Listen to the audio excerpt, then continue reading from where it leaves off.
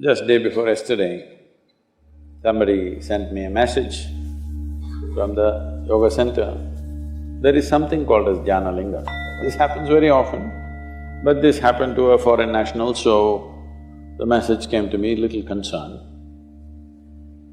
So this person went and sat in Jnana Linga at 7 o'clock in the morning, because everybody gets only a 15-minute slot to sit there because of the number of people. She sat there at 7 o'clock in the morning. She did not move till 3 p.m. How many hours is that? 3 plus 8 hours. She just sat there unmoving. She didn't realize that she's sitting that long. She thought she's going to sit for a 15-minute slot. So they sent a message to me, Sadhguru, like this, she's not moved, should we disturb her? I said, leave her alone, it's okay. Like this it happens. Once it happened, I sat down way back. I thought, this was new to me also at that time. I thought I'm going to… I sat there for 25–30 minutes. When I opened my eyes, a huge crowd in front of me in a village, garlands around my neck, they're all trying to pull my legs, in India, India being what it is. And the moment I open my eyes, somebody wants to know about his business, somebody wants to know when his daughters will get married, all kinds of things. Then I say, where did all you idiots come from? They say, you've been sitting here for 13 days.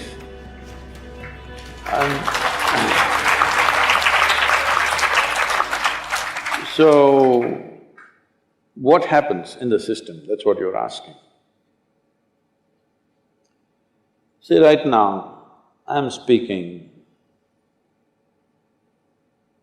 If you check my pulse,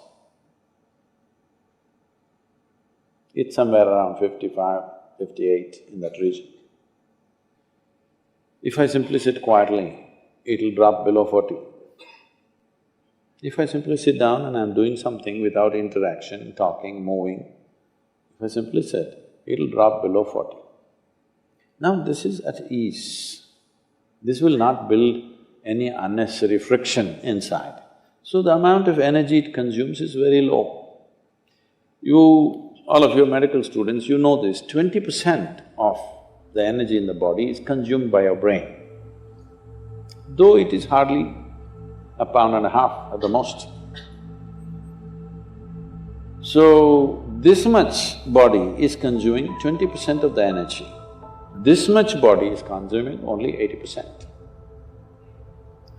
If you compare this and this in weight, it's 50 times more, much more. So, you must understand, if you keep your mind in a certain way, the amount of extra energy that you have is enormous, because you're not unnecessarily consuming, wasteful usage of energy is not happening. This is true with every system. Whether it's a car, whether it's a machine, whether it's anything, how friction-free it is running, that much energy will come down, isn't it? Anything that's happening with big friction will consume enormous amount of energy. So physiologically, psychologically, energy-wise, if you bring friction-free function of your system, metabolism will drop and you will function very efficiently, because when you want to pitch it up, you have a whole range to pitch it up. When you want to lower it, it's there. Right now, the range that most people are carrying is very, very small. If you push them into activity, they will get totally tired out. If they have nothing to do, they will freak. If you have nothing to do, you freak, isn't it? So in this condition, it'll not go down. Now, everything that you consume is higher simply because you're at a higher RPM, that's all. Within 3 days, we can teach you a simple form of meditation, which will bring down your metabolism by approximately 24%. This is the highest drop that you can have in conscious states of meditativeness. If metabolism drops beyond that, you will not have any sense of body. If you sit here, you have no sense of body. It is from this that a yogi is sitting. See, if you sit down here, even if you don't have a watch, your legs, your back, your bottom, everything is keeping time, isn't it? Hello? You don't need a watch. If you sit here for 3 hours, you know you need to get up. Body knows. So, someone is sitting for hours or days because there is no sense of body. Why there is no sense of body is not only because of drop in metabolism, it is also the intensity of your energy which is not biological energy. Another dimension of energy is fully intense. Once it pervades the entire body, you have no sense of body. If I go into a program 10 hours, 12 hours, I am the only one continuously drinking water, but I am the only one who will not go to the restroom. I am the only one who will not take a break. Everybody, every 2 hours they take a break and come back. Simply because how identified you are with your physiological process determines these things to start with. But there is also sadhana. There is also certain work to be done with your system. So everybody may not be willing to do that level of sadhana, but everybody must do some sadhana. Something so that what you wish to do, you can do effectively. Whatever it is in your life you wish to do, you must be able to do it as well as you can. What the hell you do is not my concern, but whatever the hell you're doing, you must do it well, isn't it? Hello? You must do it well. That's very important for a human being, that we must do it well.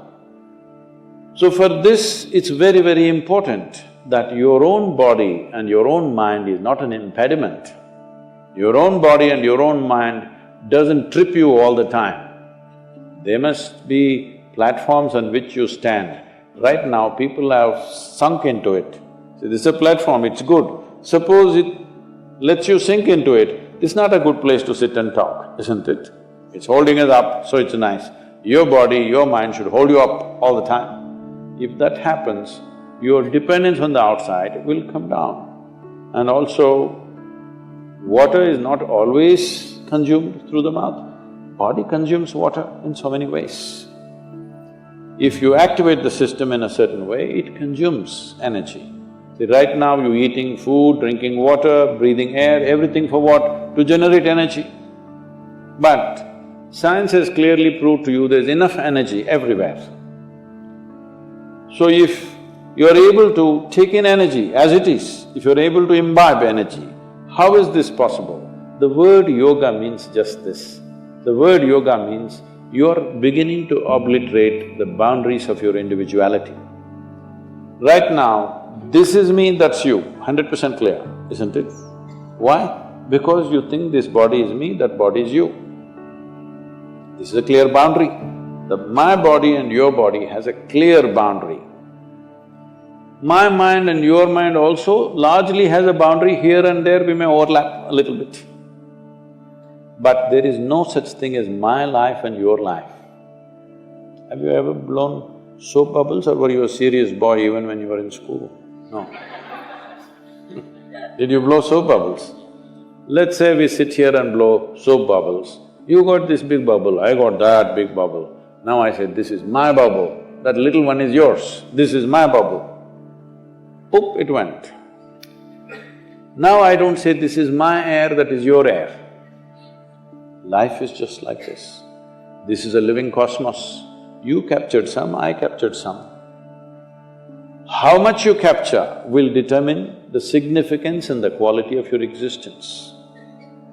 I want you to understand this clearly. How much of life have you captured will determine this. You may have a big brain, you may have a huge intellect, you may have a lot of knowledge, but you will not still live a significant life. Only if you capture a lot of life, if you're a big bubble, then it's significant. If you have a big body, other people may look at you and say, he's very big, but within you, that will not be the experience. If you have a big brain, people think, oh, he is very smart, but within you, you will not have a significant life. Only if you capture a huge amount of life within you, then if you sit here, simply if you sit here also it's too fantastic. When it's like that, whether you open your eyes, close your eyes, whether you do something, you don't do something, it doesn't really make a difference to you. Only then you will live in the world as not being a vested interest, because what you do and do not do, what happens to you and does not happen to you, does not determine the quality of your life. That is when we can really trust you, isn't it? Otherwise we don't know why you're doing the surgery. I mean, these question marks have come, isn't it? Can I tell you a joke? A man went for a surgery, he needed a surgery, so he went to the doctor. Doctor said, this is in United States, so doctor said it'll cost you $36,000. Then he said, doctor, I cannot pay that, I don't have insurance. Then doctor said, don't worry, you pay 3,000 per month. The patient said, but that looks like a car payment, you know, installment to buy a car. The doctor smiled and said, yes, I am buying a car.